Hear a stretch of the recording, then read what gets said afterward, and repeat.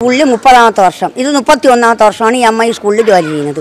ഇപ്പം ഈ ജൂൺ മാസം തുറന്നതിന് ശേഷം കുട്ടിയൊക്കെ പാചകം ചെയ്യാനുള്ള പാചക തൊഴിലാളിക്ക് ശമ്പളമില്ല, ഇവിടെ ഫുഡ് കൊടുക്കുന്നതിനും പൈസ ഇല്ല. സാറ് കയ്യിൽ നിന്നിട്ടാണ് ഇവിടെ സാധനങ്ങൾ വാങ്ങിച്ച് ഞങ്ങൾക്ക് 3 മാസം കൊണ്ട് നമ്മളെ കൊച്ചു കുഞ്ഞുങ്ങൾക്ക് ഭക്ഷണത്തിന് തരുന്നത്.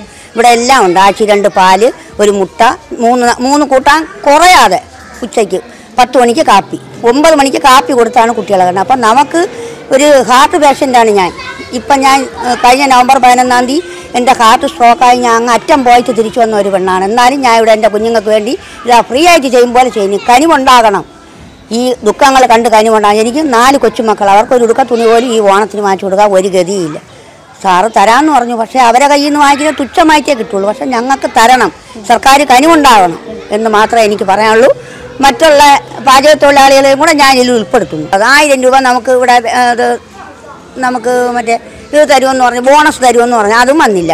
ശമ്പളം 1 മാസം ശമ്പളമെങ്കിലും വന്നാൽ ഞാൻ ഈ ഹാർട്ട് പേഷ്യൻ്റ് ഒരാളിനെ നിർത്തിയാണ് ജോലി ചെയ്യിക്കുന്നത്, പകുതി ശമ്പളം കൊടുത്തു. അപ്പോൾ ആ കുട്ടിക്കും അരി വാങ്ങിക്കാൻ എനിക്ക് കൊടുക്കാമെന്ന് നിർത്തിയില്ല. എൻ്റെ കയ്യിൽ വേറെ ഒന്നുമില്ല. അങ്ങനെയാണ് ഞാൻ കഴിയുന്നത്. ഇവിടെ ഉള്ളവർ നമുക്ക് സഹായിക്കും. ഇപ്പോഴും സാറ് പറഞ്ഞത് ഉച്ചയ്ക്ക് മേലെ ചേച്ചി പോകുമ്പോൾ എന്നെ കാണണം, ചേച്ചിക്ക് വല്ലതും തരാമെന്ന് പറഞ്ഞു. അങ്ങനെ വല്ലതും തന്നതുകൊണ്ട് കഥയില്ലല്ലോ.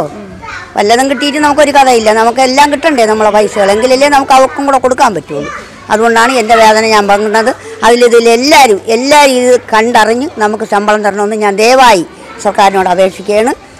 ഇന്ന് മുകളിൽ മന്ത്രി വരും, അവർക്ക് നിവേദനം കൊടുക്കാനൊക്കെ നമ്മളെ പഞ്ചായത്തിൽ നിന്ന് വിടുന്നൊന്ന് പറഞ്ഞിട്ട്, പക്ഷേ ഞാൻ അതിനൊന്നും പോകണില്ലെന്ന് പറഞ്ഞാൽ എനിക്ക് തിരക്കിലൊന്നും പെടാൻ പറ്റില്ല.